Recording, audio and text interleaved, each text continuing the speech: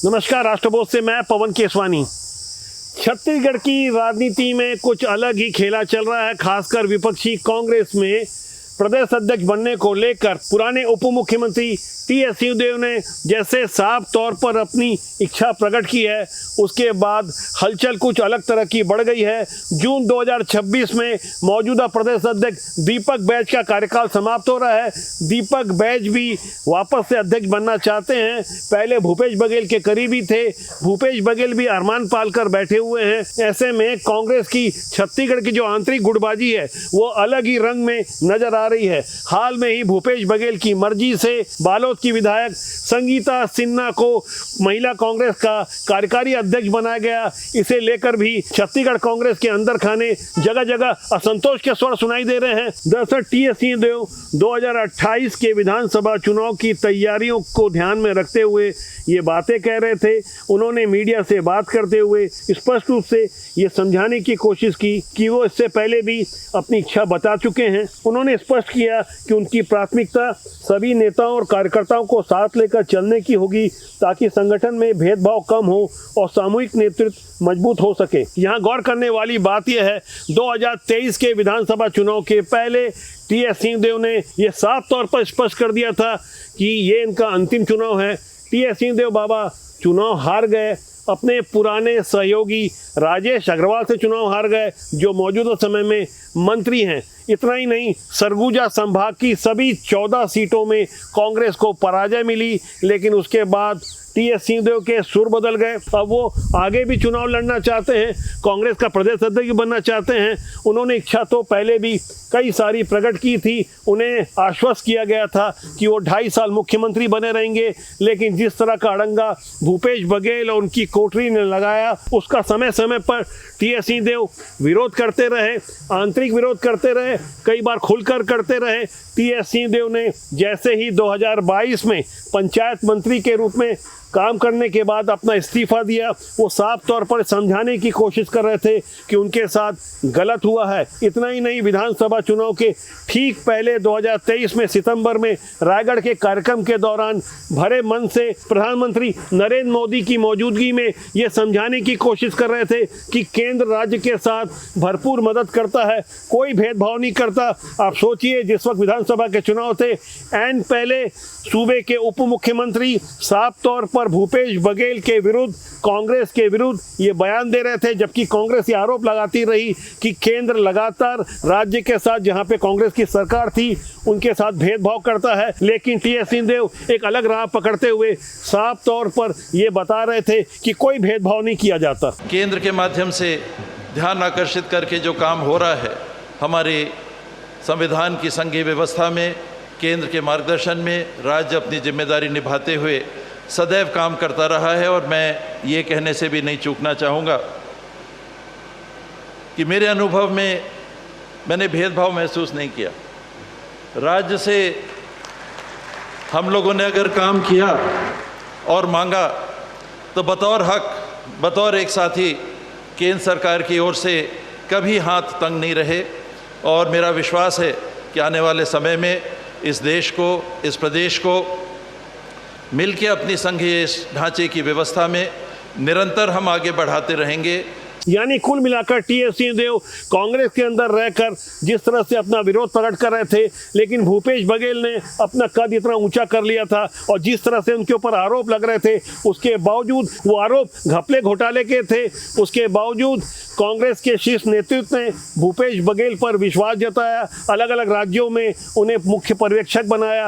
वो अलग बात है कि कांग्रेस को लगातार वहाँ पराजय मिलती रही, लेकिन भूपेश बघेल के विरुद्ध भारतीय जनता पार्टी का शीर्ष नेतृत्व ये आरोप लगाता रहा कि वो कांग्रेस के लिए एटीएम मशीन का काम कर रहे हैं। तमाम तरह के घपले घोटाले और भ्रष्टाचार के बावजूद, इतना ज़्यादा दागी चरित्र होने के बावजूद भूपेश बघेल कांग्रेस के लिए एक बड़ा चेहरा बनकर छत्तीसगढ़ में कायम रहे। बल्कि यूँ कहा जाए, सबसे शीर्ष व्यक्तित्व के रूप में उन्हें गांधी परिवार ने कायम रहने दिया। हालांकि उनके विकल्प के रूप में देवेंद्र यादव को राहुल गांधी की ओर से खास तवज्जो दी गई, खासकर भारत जोड़ो जोड़ो और भारत न्याय यात्रा के दौरान जिस तरह से देवेंद्र यादव लाखों रुपए खर्च करते हुए राहुल गांधी की रैली का हिस्सा बने, उसके बाद देवेंद्र यादव के जेल में रहने के बावजूद उन्हें राष्ट्रीय सचिव बनाया गया। भिलाई के विधायक देवेंद्र यादव को लोकसभा की टिकट दी गई बिलासपुर से, हालांकि वो हार गए। लेकिन यहाँ गहराई से समझने वाली बात यह है कि बलौदा बाजार में जो एसपी कलेक्टर कार्यालय में आगजनी हुई थी,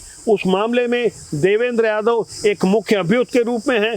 6 महीना जेल काट के आए, सुप्रीम कोर्ट से उनकी जमानत हुई और हर मोर्चे पर जहाँ जहाँ आंदोलन होता है, देवेंद्र यादव कई बार ऐसा देखा गया है भूपेश बघेल से अलग राय रखते हुए ये समझाने की कोशिश करते हैं कि वो कांग्रेस के लिए राहुल गांधी के प्रतिनिधि हैं। छत्तीसगढ़ में राहुल गांधी का सबसे बड़ा चेहरा वही है। लेकिन यहाँ छत्तीसगढ़ में कांग्रेस से जुड़े हुए सूत्रों ने बताया कि देवेंद्र यादव राहुल गांधी की टीम के प्रमुख हिस्सा बने हुए दिल्ली में अलंकार, बैजू और केसी वेणुगोपाल से इतना मधुर संबंध बना चुके हैं कि वो जैसा चाहते हैं राहुल गांधी इसके माध्यम से वो वैसा करवा लेते हैं।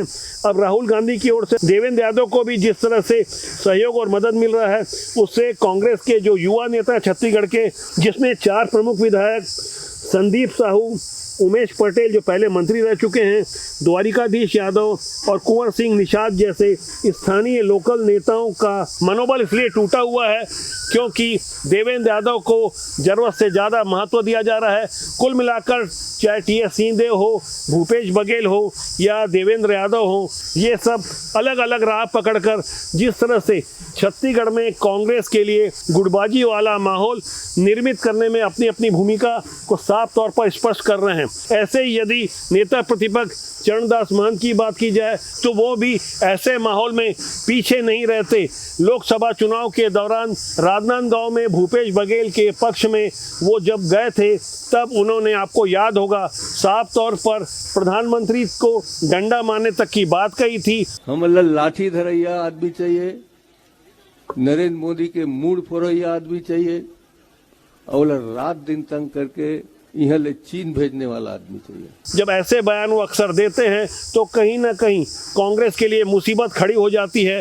जैसा कि देवेंद्र यादव एनएसयूआई के कार्यक्रम को संबोधित करते हुए साफ तौर पर ये कह रहे थे कि जेल जाओगे तो राहुल गांधी की नज़र में चढ़ोगे, विधायक सांसद बनोगे। इतना ही नहीं, उन्होंने तो बोलते बोलते यहाँ तक कह दिया कि हम में क्षमता है कि हम प्रधानमंत्री नरेंद्र मोदी और गृह मंत्री अमित शाह को उनकी औकात बता देंगे। तो राहुल जी आपको देख रहे हैं, आप भी आने वाले समय में अपने सपनों को साकार करोगे, विधायक बनोगे, सांसद बनोगे। हसदेव उजाड़ दिया, बस्तर उजाड़ दिया, आग नहीं लगती क्या मन में? बताओ, लगती है कि नहीं लगती है? नहीं लगती, लग रहा है। तभी ये ऐसा कर पाए। जिस दिन तुम जाग पाओगे, जाग जाओगे, इस दिन इनकी औकात नहीं है कि छत्तीसगढ़ का जंगल जल बेच पाए। साथियों, छत्तीसगढ़ का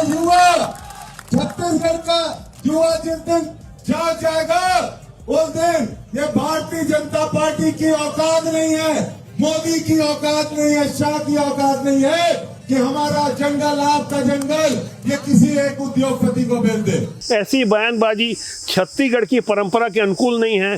लेकिन देवेंद्र यादव जैसे नेता लगातार इस तरह की मर्यादाविहीन भाषा बोलकर राहुल गांधी की लिस्ट में अपने नंबर को ऊपर चढ़ा देना चाहते हैं। वैसे छत्तीसगढ़ में कांग्रेस की आंतरिक गुटबाजी का सबसे बड़ा कोई एक कारण है तो वो खुद भूपेश बघेल हैं, जिन्होंने अपनी पसंद के जिलाध्यक्ष बनाए। अब उनकी इच्छा है कि युवक कांग्रेस का प्रदेश अध्यक्ष भी उनकी मर्जी से बने, जिसके लिए आने वाले दिनों में कोई चुनाव होने वाले हैं। इस औपचारिक निर्वाचन में भी भूपेश बघेल के समर्थित जिला अध्यक्ष, जो कांग्रेस के जिला अध्यक्ष हैं, वो हस्तक्षेप कर रहे हैं। साफ तौर पर आंतरिक असंतोष का माहौल निर्मित है। पहले तो भूपेश बघेल ने महिला कांग्रेस की कार्यकारी प्रदेश अध्यक्ष बनाया, अब वो कांग्रेस का प्रदेश अध्यक्ष और युवक कांग्रेस का भी प्रदेश अध्यक्ष अपनी मर्जी से बनाना चाहते हैं।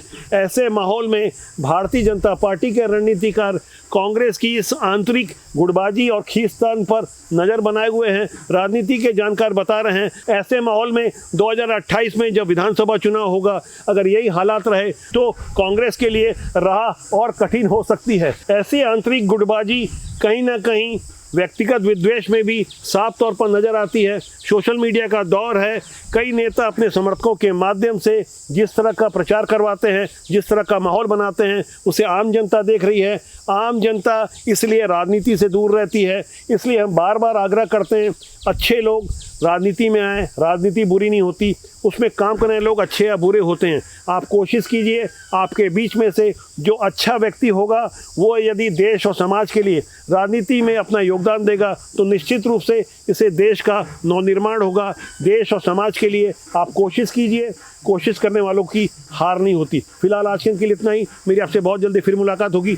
आज के अंक के बारे में क्या राय है कमेंट कीजिएगा। नमस्कार।